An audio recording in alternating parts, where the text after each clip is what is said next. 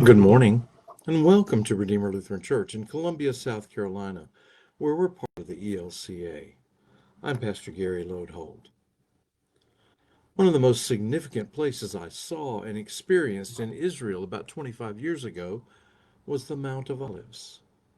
In fact, we spent a large portion of one day on this mountain, starting at the top and visiting several sites important in the life of Jesus and those who followed his way as we made our way down.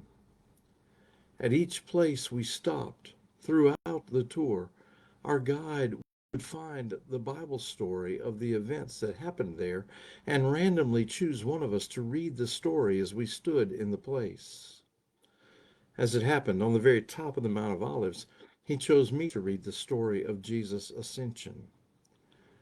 We were in a chapel that had originally been built as a circle of curved walls with no roof.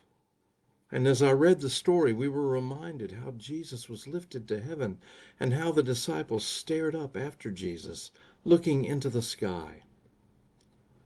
Without a roof, this chapel invited us to do the same and to remember the angels who asked the disciples what they were doing, staring into the sky, and to have faith that Jesus would one day return. Now was the time to get busy living the faithful life. The ascension of Jesus took place on the very top of the Mount of Olives, and it was the last place that Jesus in bodily form touched the earth. Now, as I said, the Mount of Olives has powerful significance from its peak to its foundation.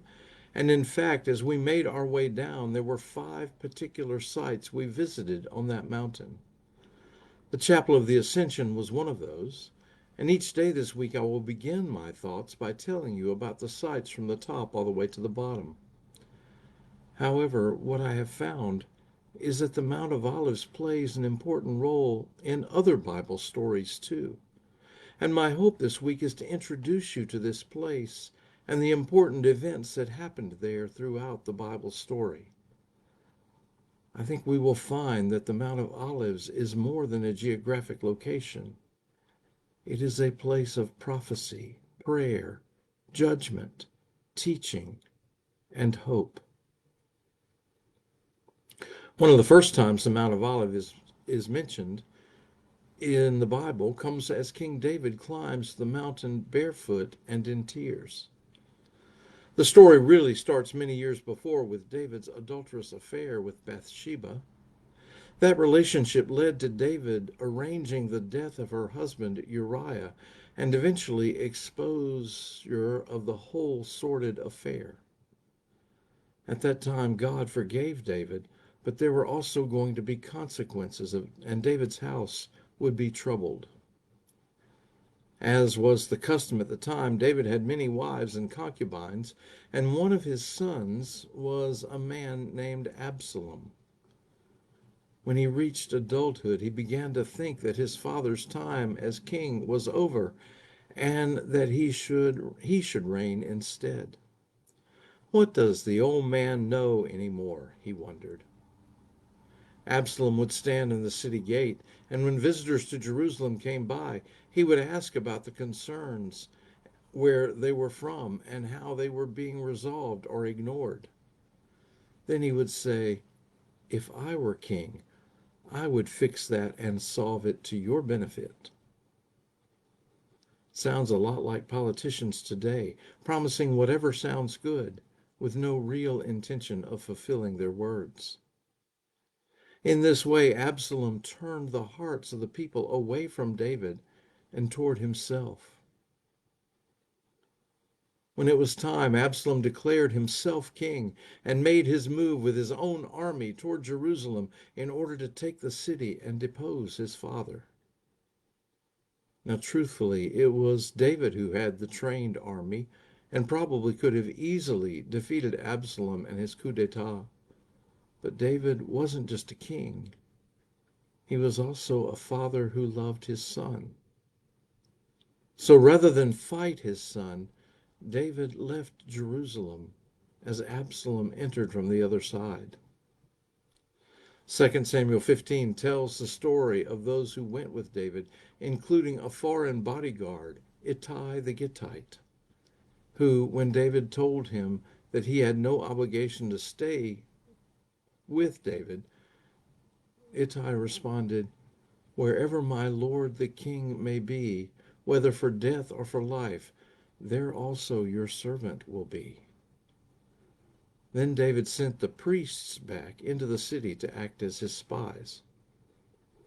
At long last, it was time to escape Jerusalem, and the Bible describes that David went up the ascent of the Mount of Olives, weeping as he went, with his head covered and walking barefoot. The people with him covered their heads and wept too. When he got to the top where God was worshipped, according to the story, he was met by a man named Hushai, who vowed loyalty to David.